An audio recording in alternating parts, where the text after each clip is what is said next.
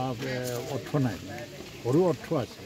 মই কেইদিনমানত বহুত ডিষ্টাৰ্ব হৈছিলোঁ যে টেলিভিজন মিডিয়াত টকশ্ব'ত কেইজনমান পেইড যিবিলাক স্পক্স পাৰ্চন আছে, তাৰ কোন দলৰ পেইড বুলি মই নাজানো, তেওঁলোকে এনেই দলীয় মাৰ্কাও নাই, কিন্তু পেইড স্পক্স পাৰ্চন। তেওঁলোকে 11 বছৰৰ আগত NDFBৰ যিটো আন্দোলনকালত কোনোবা ছোৱালীৰ হত্যা হৈছিল চিৰাঙত, 11 বছৰলৈকে চুপচাপ থাকিল।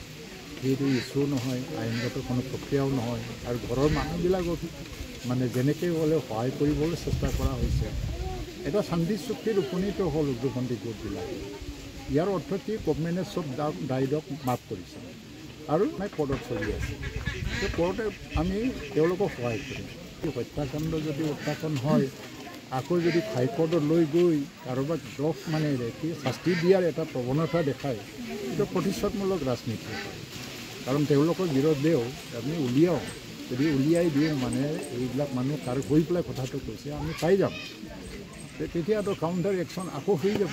একেই ধৰণৰ ঘটনা বহুত হাজাৰ মানুহৰ প্ৰাণ গ'ল। তাৰ বিৰুদ্ধে যদি আজি আমি কোৰ্টত বিচাৰি পেলাই যদি আবেদন দিব লগা হয়, আকৌ কিমান কেও আছে যে এইটো আমাৰ মাজত এটা ব্যক্তিগত সংঘৰ্ষ হোৱাৰ এটা মানে সম্ভাৱনাটো দেখা দিছে। ইয়াতো মানে মই কি ক'ম আৰু এইটো লেভেলত মোক কিয় মানে তলত আনিছে।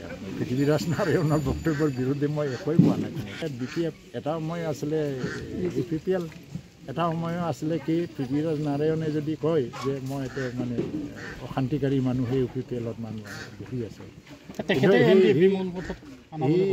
NDFBৰে এটা গ্ৰুপ যাক আজি তেওঁ অভিযোগ তুলিছে, এই এটা গ্ৰুপত বাৰ্মাৰ পৰা অনাৰ ক্ষেত্ৰততো তেওঁৱেতো ইনিচিয়েটিভ লৈছিল। ইমানেই যদি বেয়া, তেওঁ কিয় এইবিলাক ইনিচিয়েটিভ লৈছিল? ই বকি ডেডিকেটেড, আমি কমিটেড, কোনো বিঘ্নিত হ'বলৈ নিদিওঁ। আমি যিমানলৈকে বাচি আছোঁ, জীয়াই আছোঁ, শান্তিৰ পক্ষত আমি থিয় দিম। এইটো আমি অশান্তি সৃষ্টি কৰিবলৈ দিয়া নাই। কিন্তু ক'ত অশান্তি হৈছে সমান সহকাৰে দিয়ে। এই যোৱাকালি কেইদিনমান আগত 4খন ঘৰ ভাঙি দিলে BPFৰ কৰ্মীয়ে। ইয়াৰ বাহিৰে কি অশান্তি হৈছিল?